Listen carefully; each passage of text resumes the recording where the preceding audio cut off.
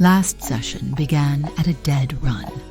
Fresh from defeating cultists in a cave, the party stepped into the woods and faced a dilemma. Tracks ran east toward the kidnappers, but a scream rose from the opposite direction. Meiku was sent to scout, with strict orders not to engage. Minutes later, a cry that sounded like Meiku spurred the rest, Cliff, Nilar, and Kolut, into a sprint. They found not their companion, but a frenzy of bears mauling a traveler. The bears fell, the poor man did not rise, and the group hurried back to the true trail. They reached a ruined temple pressed into service by the cult. Inside, the oracle, rumored a princess, was caged behind a shimmering force barrier. The plan to funnel enemies into mud trenches unraveled fast. Weapons flashed, allies fell and rose, and the ruin itself caught fire, a towering column of smoke clawing at the sky. Then the air groaned as a young white dragon slammed down, protective magic locking over the captive like glass. Meiku tried a desperate parley, offering mercenary pragmatism. Cliff stood under Suna's light and argued for honor. Nilar, cold-eyed, levitated Kolut to extract at least one life from a losing field, while Meiku ready to lift Nilar himself. A roar of fear shivered through them. And then help arrived.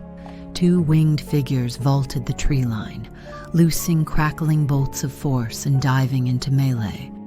With each radiant blow from William Quiversward's rapier and Chiana's heavy maul, the dragon reeled and the barrier flickered.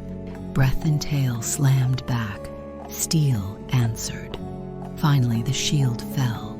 The golden oracle's form shifted, and she lashed the white worm with a searing line of fire, toppling it in the burning ruin.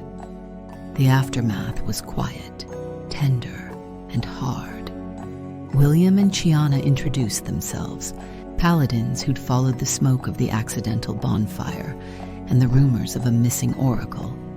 Nilar's panic broke across the dragon's corpse before Cliff's patience and Kolut's dry humor steadied him. The party harvested blood, scales, and teeth and escorted the oracle to the Temple of Bahamut, where priests offered thanks, a scroll of illusory script, and potions of healing, climbing, and fire breath. At the castle, Annabelle and Nadiv convened the council to recognize the heroes, 200 gold each, a badge granting access to restricted library stacks for Nilar, and provisional knighthoods, Dame Meiku, Sir Cliff, Sir Kolut, and even Nilar's ever-loyal owl. 2 weeks of downtime followed. Meiku returned to detective work and outfitted for darkness. Nilar split days between the jeweler's bench and the new stacks. Kolut brewed sooth salts from a rare geode and scoured the market for vials, plotting a frostblood experiment. They traded with Sashia and Biller Quiversward and learned of their unusual family. As the city exhaled and wounds closed, one thread tugged loose. Something strange still gnawed at Cliff's gear. The council's next summons is due in 2 weeks, and with it, the next turn of fate.